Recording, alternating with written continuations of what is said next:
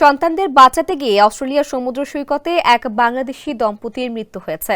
শনিবার বাংলাদেশ সময় আনুমানিক বেলা 2টায় অস্ট্রেলিয়ার পার্থের ওয়ালপোর নামক সি বিচে এ ঘটনা ঘটে।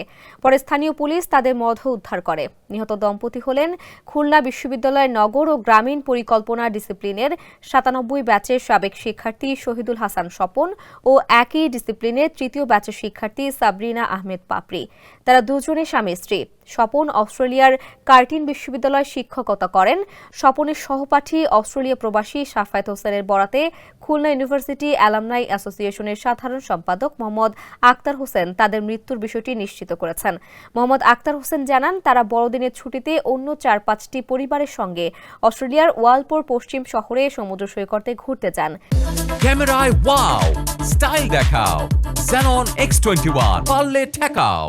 এ সময় তাদের 10 ও 14 বছর বয়সী দুই মেয়ে সমুদ্রে নেমে ভাটার টানে ভেসে যাচ্ছিল। তাৎক্ষণিক সন্তানদের বাঁচাতে সমুদ্রে নেমে পড়েন তারা। সন্তানদের বাঁচাতে পারলেও তারা দুজন জোয়ারে ভেসে যান। পরে স্থানীয় পুলিশ তাদের মরদেহ উদ্ধার করে।